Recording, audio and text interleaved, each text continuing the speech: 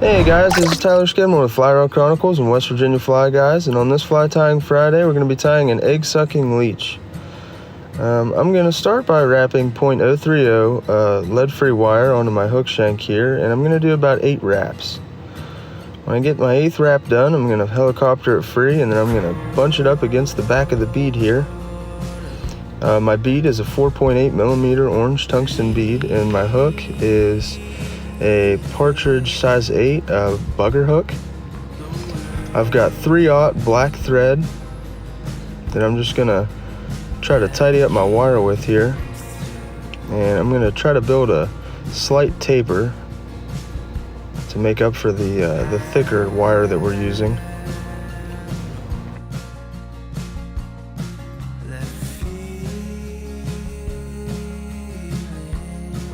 Once I get my taper where I like it, I'm going to wrap all the way down to the bend of the hook, and I'm going to stop right at about the barb. And this is where I'm going to grab my my black zonker strip here, and as you can see, I'm going to rip off the very tip of it, so I've got a nice clean tie-in. I'm going to get it nice and secure to the hook, and I'm going to wrap up and down the shank. Just making sure that it's in there and it's not going to move. I'm going to take these zonker hairs and I'm going to pull them back, and I'm going to snip about, I'd say, a hook shank's length off. And now I've got to where my zonker strip is. They're pretty thick. I'm going to try to make it as uniform as possible with the hook shank here. I'm just going to try to build up some bulk here. Now I'm going to wrap back down. Now I'm going to pull an excess amount of thread out, and I'm going to start my dubbing loop, and that's just going to be by doubling over my thread, crossing around it a couple times and making sure that it's pretty tight in there, and then I'm going to wrap up to where the bead head is. I've got some handy dubbing wax here, and I'm going to take it and I'm going to just lightly coat my thread with it, and you've got to be careful because sometimes this stuff goes on thick, but that's all right.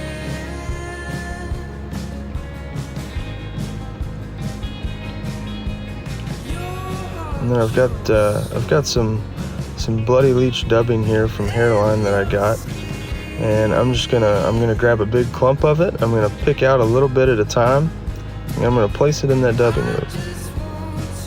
The dubbing wax is going to help it hold it all in there, and that way it's a little tidier.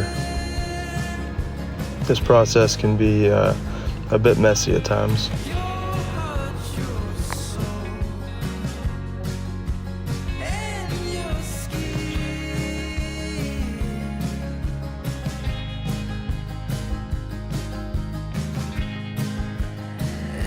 Once I get all my dubbing in there where I want it, I'm going to take my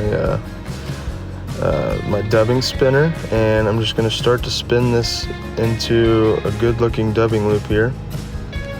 And some people want to pick out the dubbing and get those long fibers to really splay from the dubbing loop here, but I mean I think it looks better without. I will take my scissors and kind of clean it up before I start wrapping.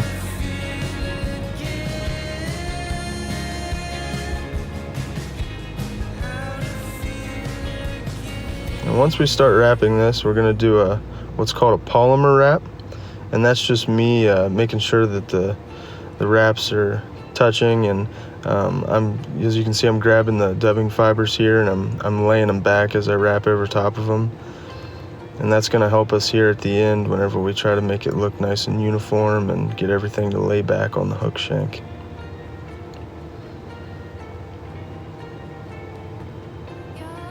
I'm going to try to get this dubbing to go up against the back end of the bead as best I can, and then I'm going to tie it off.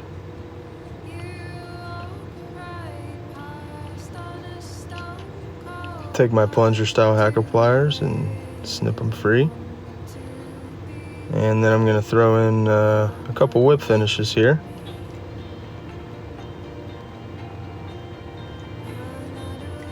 These flies, because the thread, with it being a 3/0 thread and throwing a couple whip finishes in there, it's really going to be a bulletproof fly. Now I'm going to reach for my Velcro here, and I'm just going to start brushing these fibers back, and it's going to clean them up. It's going to make everything lay back on here, and when this leech gets into the water, it's going to have some pretty good undulation in it.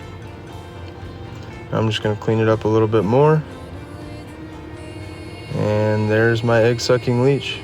For more flies like these, go to www.westvirginiaflyguys.com, and thanks for watching.